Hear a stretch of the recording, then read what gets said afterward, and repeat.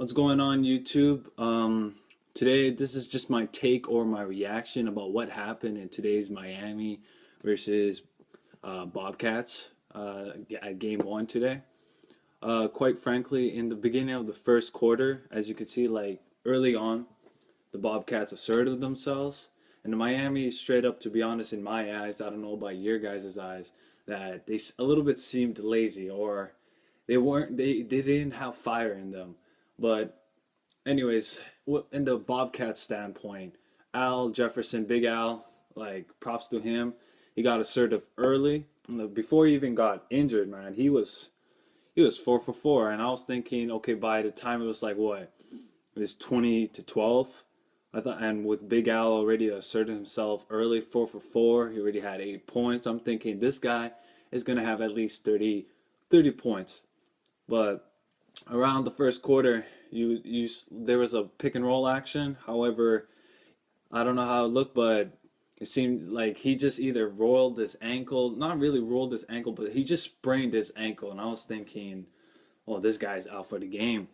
But once he got out, you can see immediately the Bobcats struggle because most of their offense is running through their dynamic duo with Kemba Walker and Big Al, but the offense was just slowing down, but they were still at it.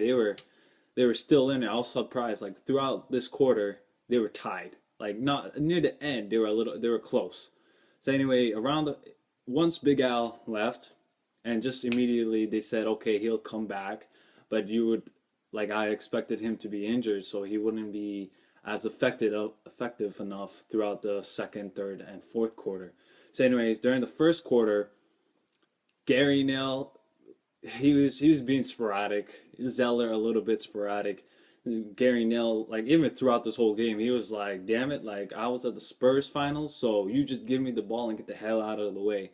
But you could just notice that they were just struggling without Al Jefferson. But what was it that LeBron James early on in the first quarter, he took maybe one jump shot, maybe even two, but like he needed to assert himself early on. You could see that the offense was going slow, but near the end of the first quarter, you could see that LeBron James was being assertive in the post and straight up Norris Cole, and late in the first quarter, he looked like a veteran point guard. Okay, so, and going on to the second quarter, when NBA Wired was on LeBron James stated to his team that, hey guys, we got to get up and down in transition because, as we all know, that the Miami Heat is just lethal when it comes to the fast break. When they went into transition, LeBron James started the transition immediately. Tries to post down, like he tries to post up, kicks it out to D Wade. D Wade kicks it out to Chris Bosh, and Chris Bosh immediately hits a three. It's not really a half court set. It was in transition. It was just a quick pass, and bucket from the corner three at the right corner three. And then immediately right after that play, when the Bobcats screwed up, when they missed the field goal, LeBron James just quickly outlet it to D Wade, and D Wade got an and one layup. Just the offense really changed through transition in the second quarter. This is like the whole, like what I'm talking about is the whole second quarter, like the very beginning of the second quarter. And the offense really changed when LeBron James asserted himself down on the block. You could just see that, like his jump shot wasn't really doing, like, going for himself, like in the mid range. But overall, let's when it comes to the Bobcats, I mean, they were just demoralized. Like in the second quarter, Gary Neal had he had an open corner, right? Sure, take that shot, but there was an open lane for him to drive in. No one was near him. It was like at the right corner. He could have just at least drived in, either went up for a layup. I know, like for him, he's a shooter and he rather shoots it. But when he's that wide and when that lane is wide open, I mean, and especially during the second quarter and a little bit in the first quarter, Gary Neal had a good night, but like a good game. But however, like around that stretch, he wasn't doing so well shooting the ball. So if I was him, I would have just at least attacked the rim and then maybe dished it out to the bigs for an easy bucket. But you could just see that they were just beaten down. They were just demoralized. Yeah, pretty much. And then around, I believe, yeah, the second quarter, Kemba asserted himself early on. No, not early on, like late. We're talking late. Like the second quarter, he nailed down a three. But right after the third quarter, like this, he went on pretty much by himself on an 8-0 run. Um, he pretty much starts the fast break, just brings it back to the right corner, gives it to Gerald Henderson. Gerald Henderson attacks, but he passes up a mid range to kick it out to Kemba in the corner. Then right after that play, when the Miami Heat missed their field goal, right after that play, Kemba just immediately booked it down on a fast break and he hit a transition floater. So he really asserted himself. But and also, did you guys see what happened? What he did to James Jones? Oh my God, he broke him.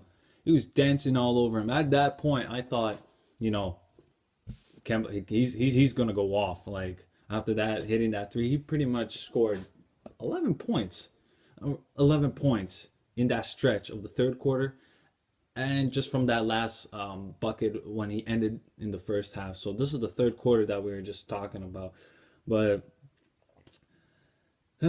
like around the stretch of the third quarter, I was a little bit worried, not too much, but there's some hard fouls, maybe just two.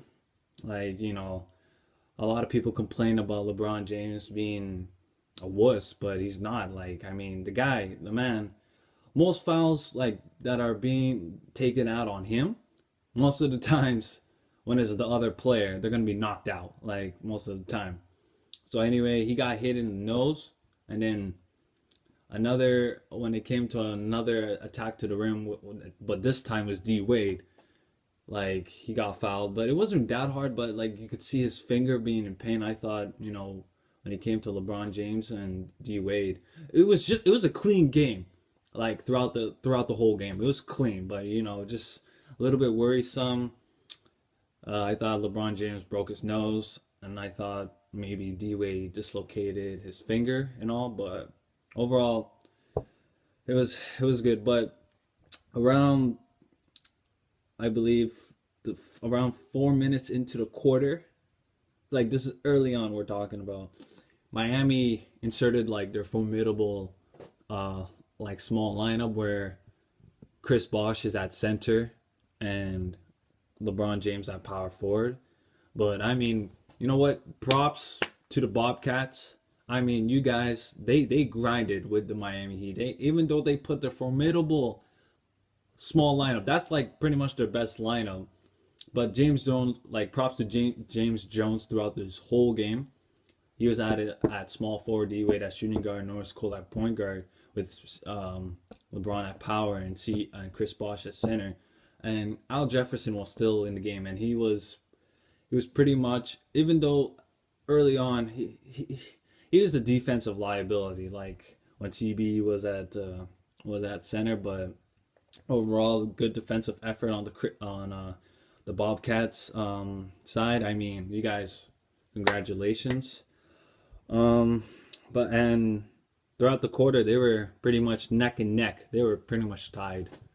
In the last 3 minutes of the third quarter, pretty much, let's say like there's a play where James Jones catches the ball. He got the ball, faked up for a three. Ridnour, he was off guard. He pretty much, when he faked him up, he didn't fake him up, but he caught Ridnour off guard to the point where he fell, and James Jones just drove it all the way to the hole. Props to Kemba Walker in that third quarter. Props to Big Al because he was injured, but he was still getting buckets in that third quarter. Not too much, but overall in that game, Big Al, he got 18 points, I believe. props to D Wade because he has not been playing like a lot of minutes throughout this whole regular season, and coming in the third quarter, being assertive like that, getting buckets. Like I give props to the man who's injured. Like I give mad props to James Jones because throughout this playoffs or throughout the whole regular season, the biggest problem when it comes to the Miami Heat is who is going to be the next Mike Miller. Because against the finals against the Thunder, Mike Miller and Shane Battier went off for threes. I mean, they were the heroes because like easily LeBron James can do what he can do, just getting buckets, but at the same time he can get his assist numbers by kicking it out to his teammate for a three. And in this case, when it comes to role players, majority of critics are saying that this is a weak roster when it comes to for Miami going for the championship. James Jones as a role player, you haven't played many minutes, but you stepped up. Like my God, you pretty much owned this game. Like not pretty much, but you once you got into the game, you asserted yourself, and he just played an overall good game.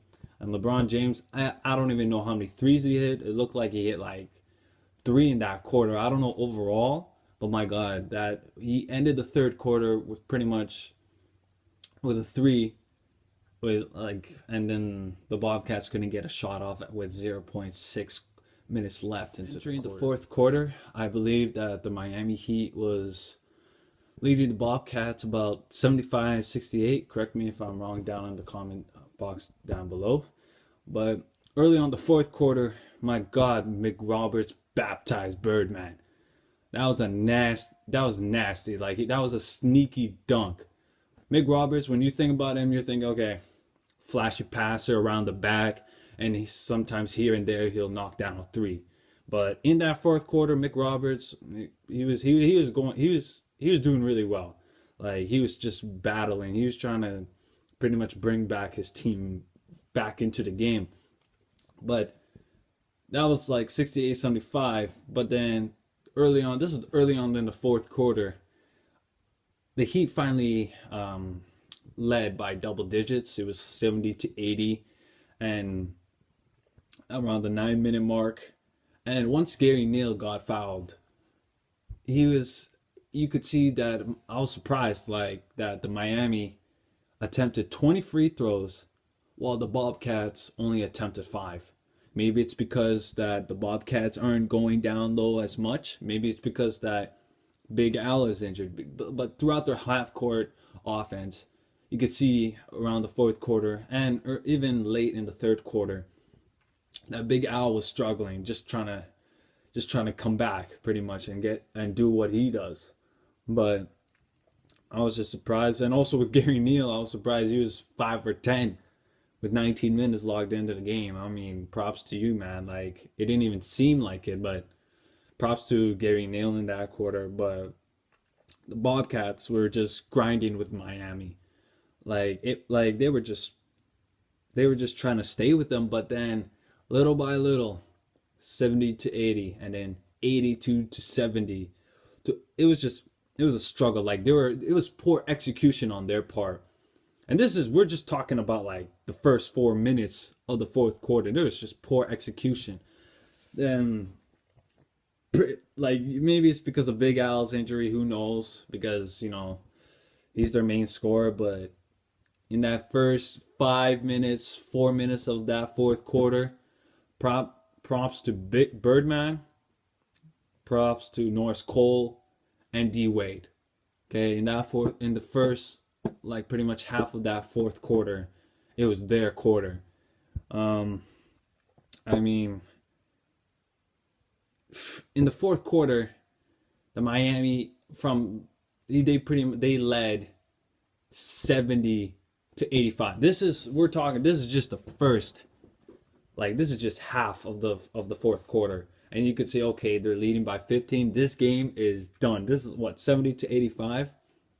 And to be honest, the last 5 minutes of the quarter, they were like Miami was like they just got the end score was like 99-88, but throughout the last 5 minutes, they didn't even care about the Bobcats scored. Like even last 3 minutes, D Wade just got the ball. He was just pretty much dribbling it out, and this is like 3 to 2 minutes left of the game. I understand they want. He was just just dribbling around and just shoots a mid range like a contested mid range. Like they pretty much demoralized the Bobcats at that point, and it was over.